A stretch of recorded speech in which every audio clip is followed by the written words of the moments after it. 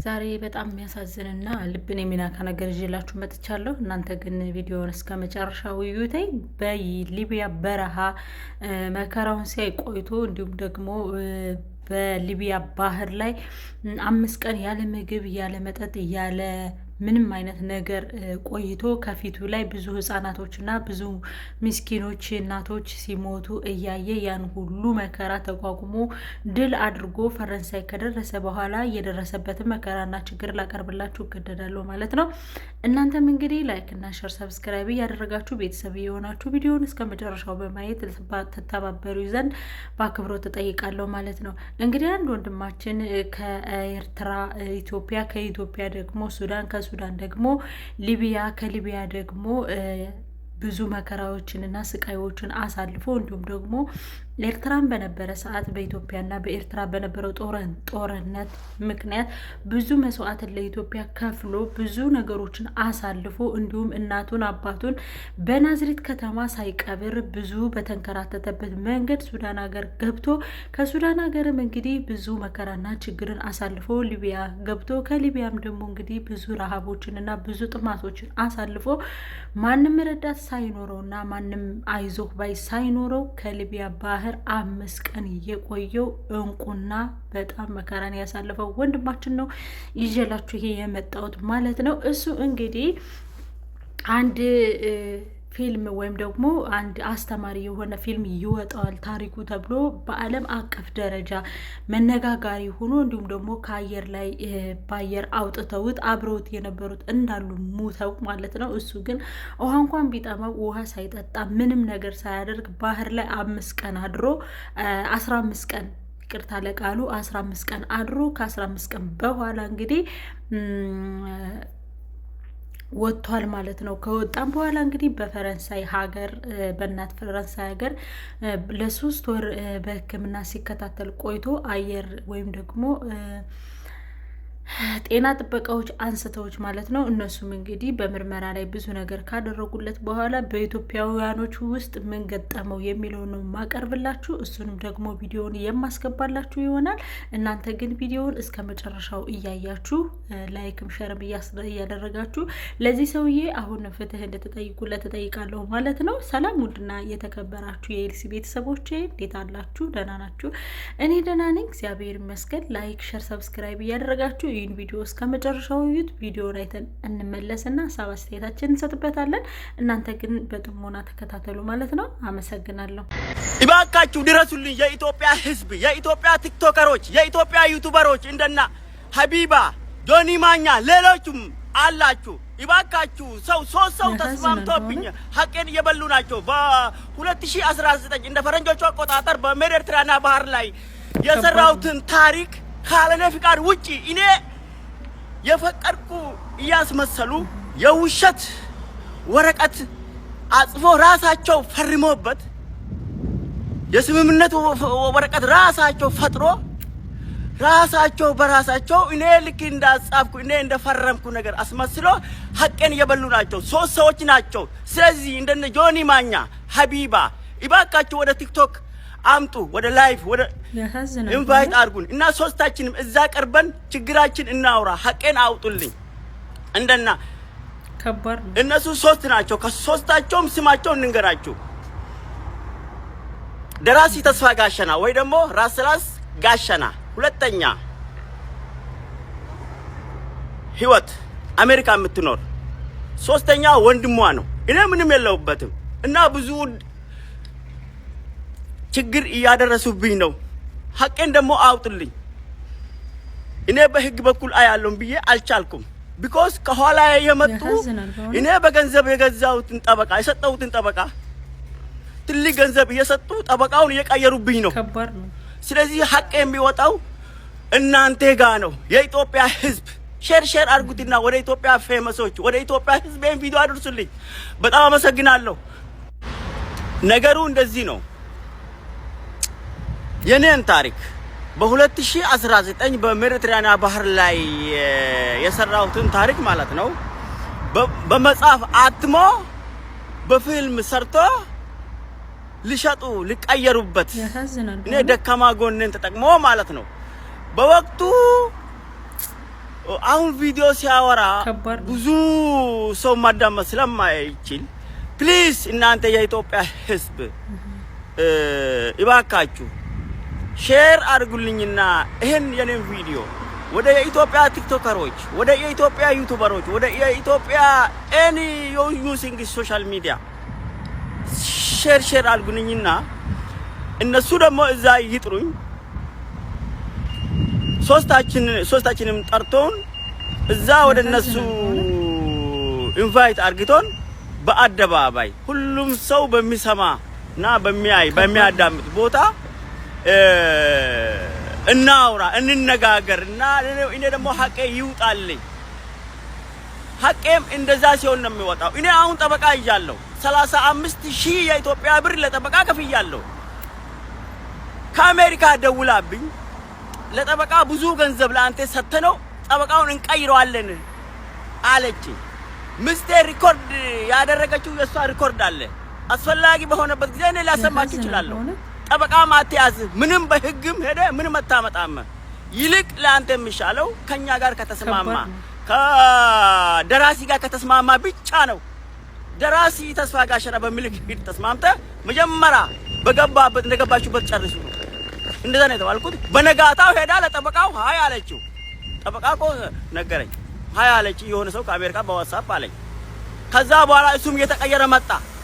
የለም አሁን ለጠበቃ ሲደውል አያነሳም። ስለዚህ ይሄንን የኔን ሐቅ የሚያወጣ የኢትዮጵያ ህዝብና የኢትዮጵያ ሶሻል ሚዲያ ተጠቃሚዎች ብቻ ነው። ዝም እንዳትበሉኝ፣ ጥሩኝና ኢንቫይት አድርጉኝ። ሶስታችንም አንድ ላይ ጠርታችሁን አወያዩን፣ ሐቄን ደግሞ አውጡልኝ። እናንተ ከሌላችሁበት እኔ በህግም ቢሄድ ምንም አላሸንፍም። አውቀዋለሁ፣ ይገባኛል። እኔ ይህ እንደሰማችሁት ነው ቪዲዮውን ማለት ነው። ቪዲዮውን እንግዲህ ወንድማችን እየተናገረው ድረሱልኝ የኢትዮጵያ ህዝብ ይፍረደኝ ነው የሚለው። እንግዲህ ይህን ሁሉ ከመጀመሪያው እንደተናገርኩት ማለት ነው።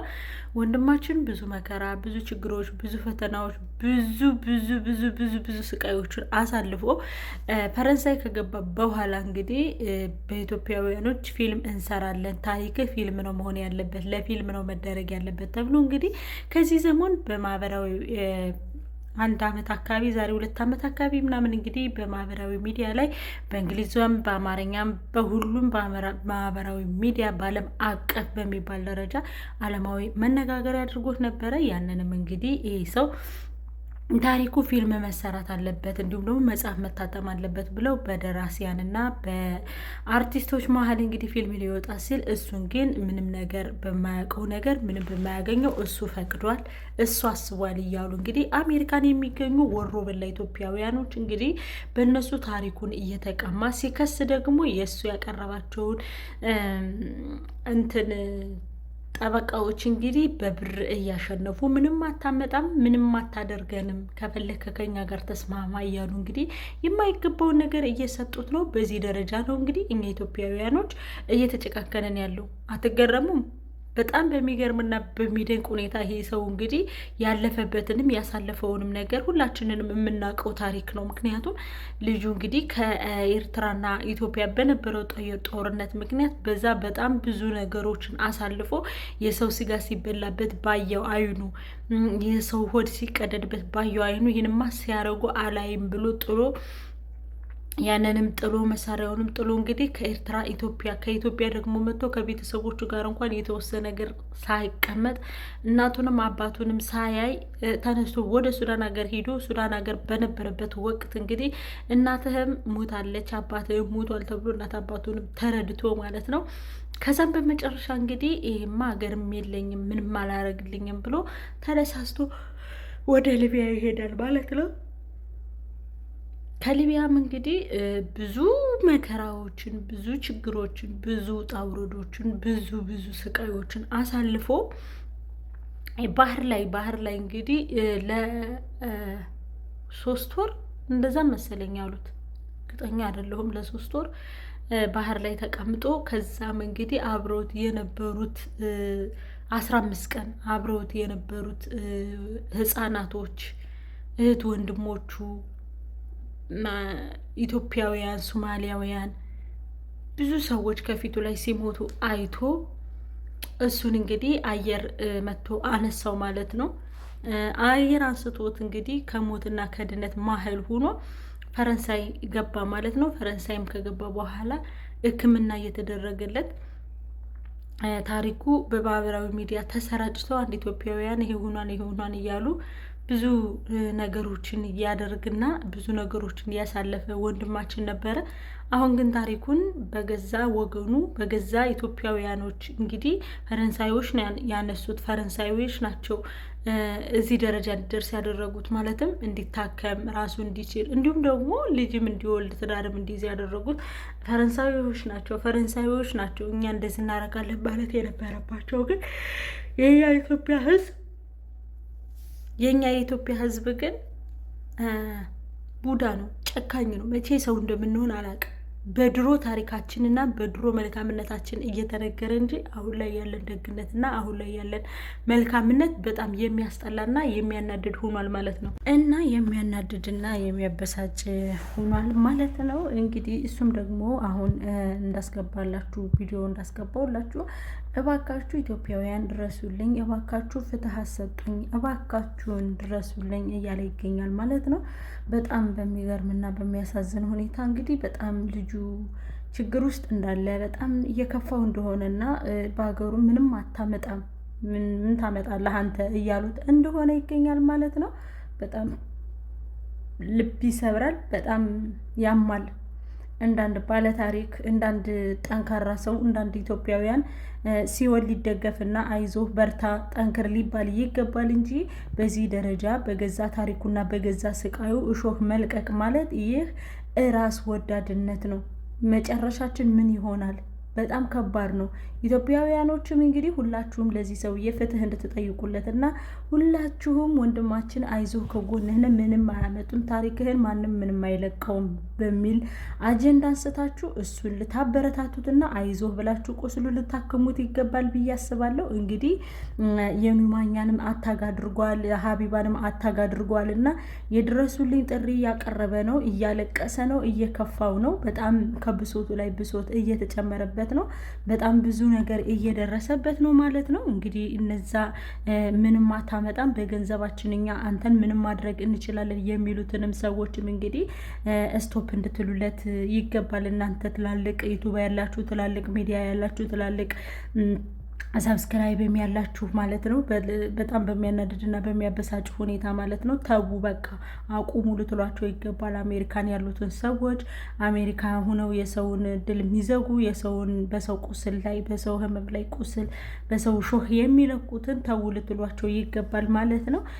እኔ በጣም አዝኛለሁ፣ በጣም እንትን ብያለሁ፣ ልቤ ተሰብሯል ማለት ነው። ምክንያቱም ሰውየው ብዙ ነገር ከማሳለፉ አንጻር ብዙ መከራዎችን ብዙ ስቃዮች ከማሳለፉ አንጻር እንግዲህ ብዙ ነገር ደርሶበታል፣ ብዙ እየሆነበትም እስከሆነ ድረስ። ስለዚህ አሁን እኔ ልላችሁ የፈለኩት ልጁን አይዞህ እንድትሉት ይገባል። ሀቢባም ቢሆን እንግዲህ ለጊዜው ተሰሚነት አለሽ፣ ለዚህ ለጊዜው እንግዲህ ማድረግ የምትችይው ነገር እያደረግሽ ነው።